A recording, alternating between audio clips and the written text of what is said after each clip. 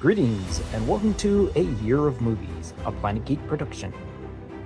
For this project, we are using the Ivan Walters reference book of 365 films to watch on the day they happened.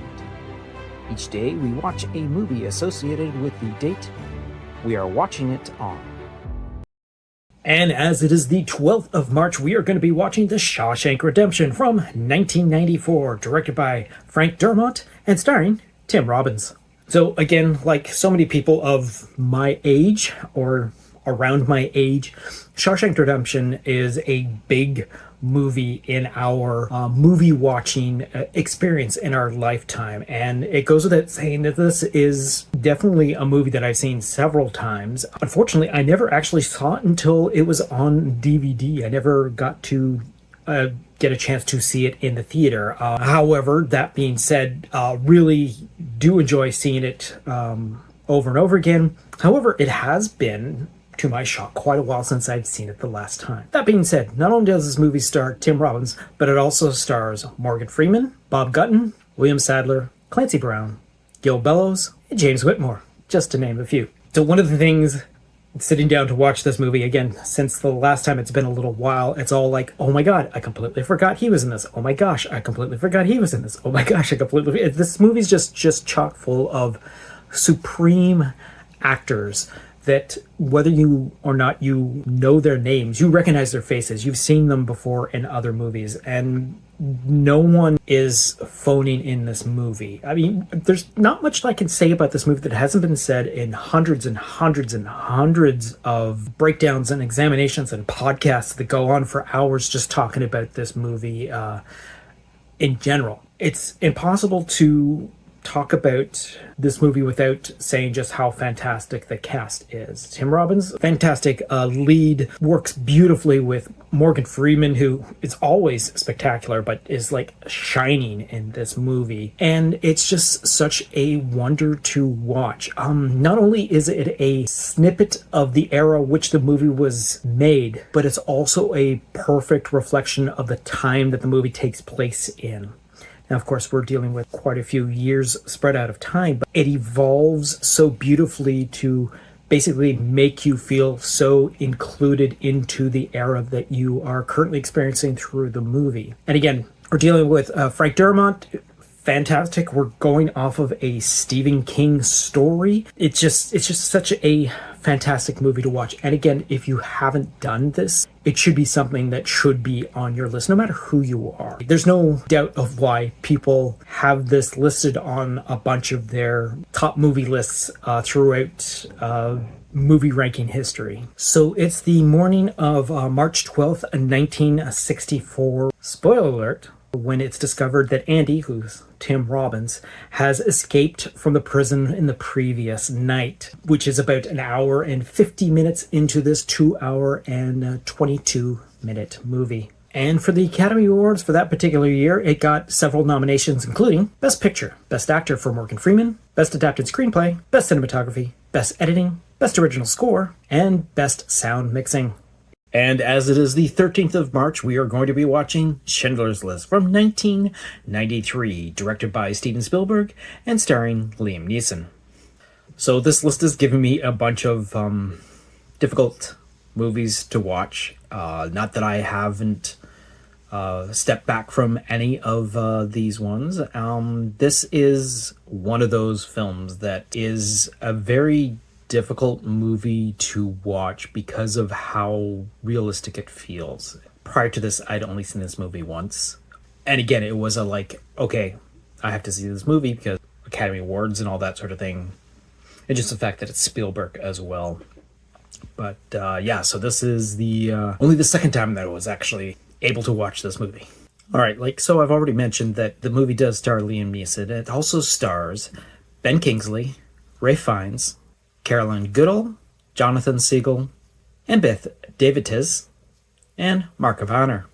So we're dealing with a movie that basically starts at the early days of World War II, and basically for a long 3-hour trip, we are dealt with the atrocities that happen to the Jewish people by the Nazis during that time in Germany. It's part of history. It is well known. And the fact that this is actually based on reality, this actual story, it's something that should be watched. And after seeing this for a second time, unfortunately, normally when I watch movies for this program, I have a little bit of time to decompress after the movie, usually grab something to eat and all that sort of thing. But unfortunately, with the length of this movie, I've had to basically finish watching this movie and get right onto recording so I can have this edited and posted before the end of the day. Spielberg does a fantastic job with this movie. It's sort of kind of like two different movie styles put together. There are sequences that are shot almost documentary style, very freehand floating through the crowd, people coming in and out of focus, as if you're dealing with a camera crew in the middle of a situation that has suddenly sprouted up. And then we actually have like actual Hollywood-esque scenes that are shot so superbly studio style that are a complete contrast to the other points. Our characters cross over, and it's not like it's one from the other. These characters interact in both versions of the story being told, and it makes it feel so realistic to see the down on the ground floor of the events happening, how people are being separated from families or losing their heirlooms and being shipped off to death camps and whatnot. And again, it's a very hard story to begin with. It's by no means not beautifully executed. Every single shot is a masterpiece. This is Spielberg at his probably greatest in a non-genre sort of movie. Liam Neeson is sometimes a bit of a relief to see every once in a while, because Liam Neeson himself just towers over every other actor, especially Ben Kingsley, who is his practically right-hand man throughout this whole movie, and just the size difference between him and even some of the more regal, higher-up German officers that he deals with. He just towers over them, so every once in a while it's like, wow, that's a really tall gentleman. But again, Ralph Fiennes does a fantastic job as being a heel, and he's introduced an hour into a 3-hour movie, but he's just such a heel in this film. And we see the switching of a man's perspective of humanity in it. And it's a difficult movie to watch, but it's such a great movie to have witnessed. And like I said, it is a bit to swallow in a over 3-hour chunk. About 55 minutes into the movie, we have Ralph Fiennes' character of Amon Goth takes over one of these camps, and that just happens to be on March 13th, 1943. And like I said, it's about 55 minutes into this 3-hour and 15-minute movie. And this year for the Academy Awards, it actually got quite a few awards, including Best Picture, Best Adapted Screenplay, Best Director, Best Set Director, Best Cinematographer, Best Film Editor, and Best Original Score, as well as getting nominated for Best Actor for Liam Neeson, Best Supporting Actor for Ralph Fiennes, Best Costume Design, Best Makeup, Best Sound. And as it is March 14th, we are going to be watching Raging Bull from 1980, directed by Martin Scorsese and starring Robert De Niro. So to begin with, I probably have only seen this movie one time prior to this. In the early 2000s, I went on a kick of wanting to see everything by a couple of directors. Up to that point, at least, and Scorsese was one of the ones that I was catching up on my repertoire of their works, and that was the first time that I saw Raging Bull. Haven't seen it since then, but still holds up. So, like I had already mentioned, the movie does star Robert De Niro, as well as Kathy Moriarty, Joe Pesci, Nicholas Castellino, Teresa Saldana, Frank Vincent, Mario Gallio, and Frank Adonis. So it seems kind of weird how the list has decided to give me two black and white movies back to back that didn't need to be in black and white. Well, technically, they needed to be in black and white, but at a time when the technology definitely didn't need it to call for being black and white. But that being said, it has a very striking effect on the movie itself. It gives you it sets you into a time period where the movie takes place, like in the 40s and whatnot, where the most part of the beginning of this movie plays out. And it takes you back to a different time. And of course, it goes without saying that De Niro does a fantastic job as the lead role of Jake LaMotta. Kathy Moriarty, I believe at the time it was the first time that I had seen her in a movie. Either that or it's the first time I recognize her from a movie that I would have seen. Of course, Joe Pesci, there's no denying that Joe Pesci is just playing the best Joe Pesci that he can be in this situation. So the movie deals with several ups and downs in the life of the middleweight boxer, him and his brother, as he goes through turmoil of trying just to survive the environment that he is currently in, dealing with, again, disappointment from fights, relationships, professional, social, and relationship-wise. And it's all beautifully told through the eye of Scorsese, bringing us this package of these very well-developed characters and not like two-dimensional at all. And of course, Scorsese and De Niro working together, you're obviously going to have three-dimensional characters to begin with. There's not much more I can say about this movie that hasn't already been said because, again, it is one of the great works of Scorsese. A perfect movie to revisit after the amount of time that has been almost maybe 20 years since the last time I saw this movie. And yes, we all know about the 60 pounds that De Niro put on for the ending portion of the role of an older boxer, Jake. And at one point after Jake and Vicky, who is Kathy Moriarty, get married, he starts getting more wins and all that, including beating Tommy Bell on March 14th, 1947, which is about 43 minutes into this 2-hour and 9-minute film. And when it comes to the Academy Awards for that particular year, it actually won quite a few, including Best Actor for Robert De Niro, Best Film Editing, and was nominated for Best Picture, Best Director, Best Supporting Actress for Kathy Moriarty, Best Supporting Actor for Joe Pesci, Best Cinematography, Best Sound, and Best Film Editing. And as it is the 15th of March, we are going to be watching The Departed from 2006, directed by Martin Scorsese and starring Leonardo DiCaprio. Due to a crazy random happenstance, I am doing two Martin Scorsese's back-to-back, according to this particular list that I'm pulling from. Now, this is probably maybe the only third time that I'd seen this movie. I did see the movie in theaters when it came out in 2006, and I think I saw it once other with a big group of people when it came out on DVD shortly after that. But that being said, as already stated, the movie does star Leonardo DiCaprio, as well as Matt Damon, Jack Nicholson, Mark Wahlberg, Martin Sheen, and Vera Farmiga.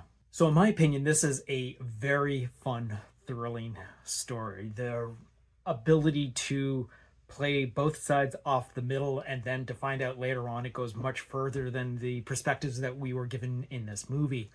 We have two professionals being worked from either side, lawful and criminal sides, eventually butting up against each other. It's just a wonderful, wonderful tour de force of acting. We got Leonardo DiCaprio doing fantastic. We got Matt Damon being really amazing at his position.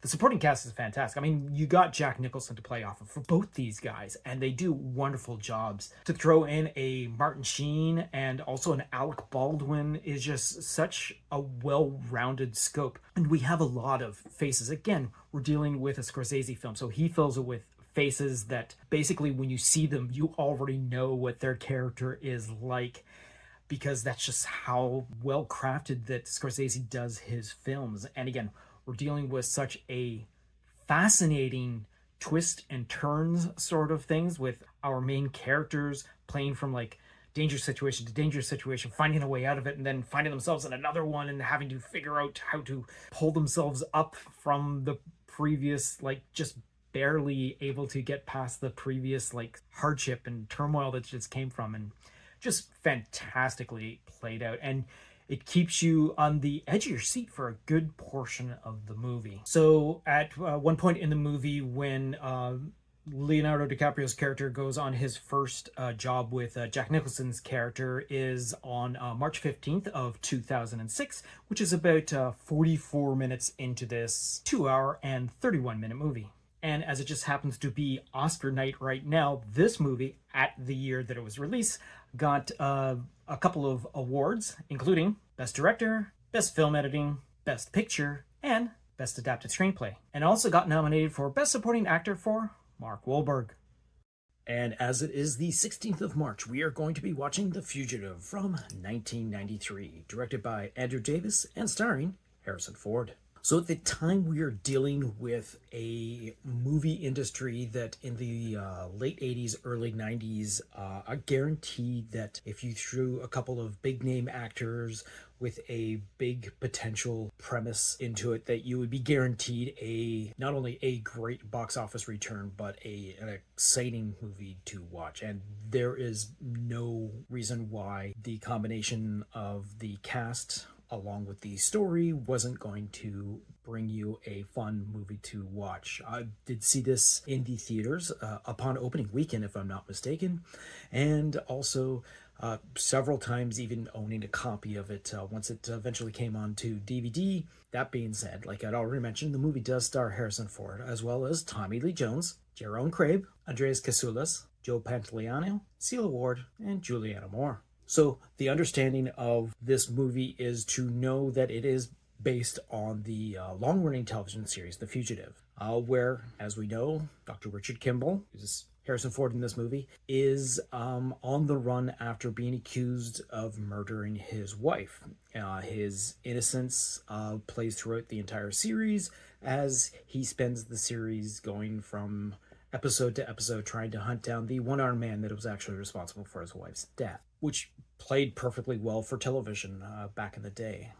Now, of course, we're not going to have that long of a storyline, so we have the entire lexicon of Dr. Kimball's storyline played out in a singular movie, which works perfectly well in a capsulized movie full of like nonstop action, fantastic stunts, great effects, and whatnot. And again, we're dealing with Harrison Ford plays this amazingly serious man that basically is wronged and plays it up perfectly as the innocent, the having to learn new things and all that. But Tommy Lee Jones and his team are fantastic from the get-go. There is so much untold to the audience, but it's like you probably should have already been following his team for a while, the way they just interact the first time on screen together. There's no backstory of how they came together or how they work together. They just all of a sudden are just a well-oiled machine going through the motions of working on this case of escaped convicts. We have a little bit of matchup between our two leads of Harrison Ford and Tommy Lee Jones, but for the most part, they are each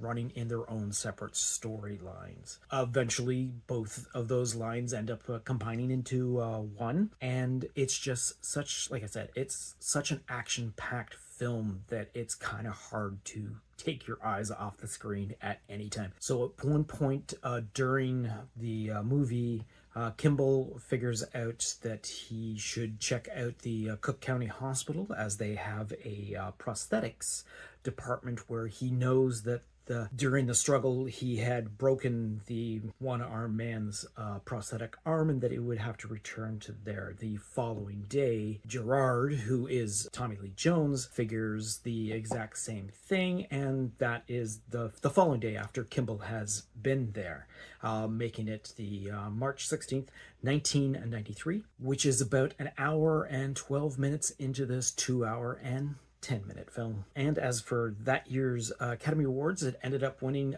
Best Supporting Actor for Tommy Lee Jones, and got nominated for Best Picture, Best Cinematography, Best Sound Editing, Best Film Editing, Best Original Score, and Best Sound. And as it is the 17th of March, we are going to be watching Gladiator from the year 2000, directed by Ridley Scott and starring Russell Crowe. So there's no denying the anticipation of this movie coming out when it originally did back in 2000, and just the idea behind it.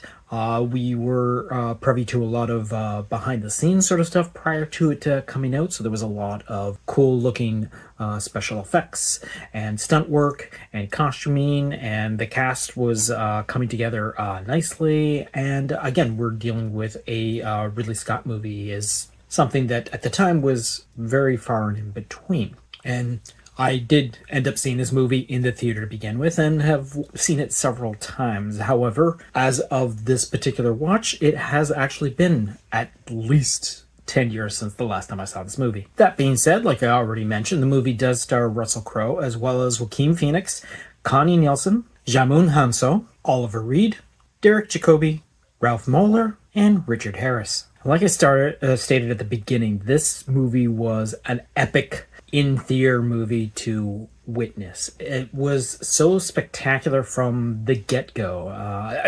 Again, the rewatch, completely forgetting, all right, it starts right off full-blown running right at the screen with all this action and really cool stunts and some cool both practical and digital effects of the battle sequences throughout. The fighting sequence are so well done. There's a few sort of early use of digital mapping that doesn't quite work out, especially when we're dealing with live animals and live actors, where splicing them together doesn't seem to work out sometimes. But we do get enough practical parts of that it actually seems realistic. A lot of, like I said, really cool stunts, dealing with chariots and horses and bodies being thrown everywhere, well-coordinated stuff. Fight scenes like only Ridley Scott can actually do. Not that it's just limited really to Ridley Scott, but he knows how to bring that stuff to the big screen. And again, this was something that is missing watching on a small screen. This is definitely a movie that needs to have your great surround sound. It takes total advantage of the immersion in an actual theater to really totally enjoy it. Not that I didn't enjoy watching it yet again, because again, it's a movie that I really enjoyed and have watched several times. I just found that the little bit of time between my last viewing and now, I've sort of like, okay, this is really cool. I remember this, sort of going through the motions of watching it. Russell Crowe does a half-decent job as the lead character of Maximus, and Joaquin Phoenix plays a great heel, as he is known to do. We basically deal with a man who was loyal to his leader, played by Richard Harris, who is also Joaquin Phoenix's father in this movie. And once he is succumbed to no longer living, Maximus comes upon the wrath of the new leader, Commodus, Joaquin Phoenix, and has to deal with becoming a slave and then working his way back up to toppling a government sort of thing. Spoiler alert. So it's just like a nice little throwback to the like mid 50s sort of sword and sandals sort of pics. Like there was tons of action and really cool skullduggery. As we've come to learn, not really historically accurate, but still nonetheless very fun to watch. So, and speaking of the unaliving of Marcus Aurelius, who's Richard Harris, he basically confesses that his son is not going to be the leader once he passes, and then his son, Commodius, basically kills him and ends up taking the throne, basically becoming the emperor, and that all happens on March 18th, the year 180, which is about 30 minutes into this 2-hour and 35-minute film. And for the Academy Awards that particular year, it ended up winning Best Picture, Best Actor for Russell Crowe, Best Costume Design, Best Sound, and Best Visual Effects. It also ended up getting nominated for Best Supporting Actor for Joaquin Phoenix, Best Art and Set Direction, Best Cinematography, Best Director, Best Editing, Best Original Score, and Best Screenplay. And as it is the 18th of March, we are going to be watching The Lord of the Rings Return of the King from 2003, directed by Peter Jackson and starring Elijah Wood. So there was no reason that I was not going to see the final film of this trilogy in the theaters. 3 Christmases in a row. This was the big release at the time, and this one did not disappoint. Again, seeing an opening weekend and with a packed theater full of fans of the not only the movie series but the actual series in total, including like the J.R. Tolkien stories and whatnot. But it was just something that really, really needed to be seen on the big screen. Now, that being said, not only, like I had previously mentioned, this movie does star Elijah Wood, but also stars Sean Astin, Viggo Mortensen, Ian McKellen, Orlando Bloom, John Rhys-Davies, Dominic Monaghan, Billy Boyd, Miranda Otto, Carl Urban, and Liv Tyler. Now, just to point something out, the fact that this actual 3-movie epic adventure upon this list started in January, and now we're near the end of March, means that this movie took practically 2 months to actually go from point A to point B, and then point C, D, and E after the final wrap-up of multiple endings. But like the others, this is just a spectacular movie to see. Again, we got a huge cast, and everyone does their greatest to bring across the epic conclusion to this monumental task that Peter Jackson set out to do several years ago. Like I had said, it is just something to witness on the big screen with the surround sound and whatnot. One of the nice things about this series as well is when it actually did come to DVD home viewing, we got to see extended versions of these movies. So we got to see like at least each movie had an extra like 40-50 minutes into it, and then there was the feature length like making of for each of the movies that one would sit through and just absorb all the behind the scenes and the culmination that came into creating these fantastic movies. This one in particular has such a high stake of effects put into it. The battle sequences are just get more and more monumental as these movies come on, and we conclude with just spectacular action sequences that basically sweep the audience up. So for Frodo to complete his mission, Aragorn basically draws out Sauron's armies, which turns out to happen to fall upon the date of March 18th, 3017, TA, which is about 2 hours and 26 minutes into this 3 hours and 31 minute long movie. And when it came to the Oscars for that particular year, basically all of its nominations got wins. Finally, including Best Picture, Best Director, Best Adapted Screenplay, Best Original Score, Best Song, Best Visual Effects, Best Art Direction, Best Costume, Best Makeup, Best Sound Mixing, and Best Film Editing. Alright, so that's going to wrap up this particular episode, and we're going to look off into the future to see what we're going to be seeing for March 19th, and that is going to be Glory Road from 2006. So until next time, go see a movie. This has been A Year of Movies, a Planet Geek production. Please be sure to subscribe, download, comment, share, rate, and review. Once again, another thanks to Ivan Walters for his book, A Year of Movies, 365 films to watch on the day they happened. Look for it online or at your local bookstore. Follow Planet Geek Productions on all of our social media. Through Facebook, YouTube, TikTok, Tumblr, and Letterboxd, search for Planet Geek Productions. On X, former Twitter, Instagram, and Blue Sky, search for Planet Geek Pod. You can also reach out to us through email at planetgeekpod@gmail.com. Once again, thanks for tuning in, and until next time, go see a movie.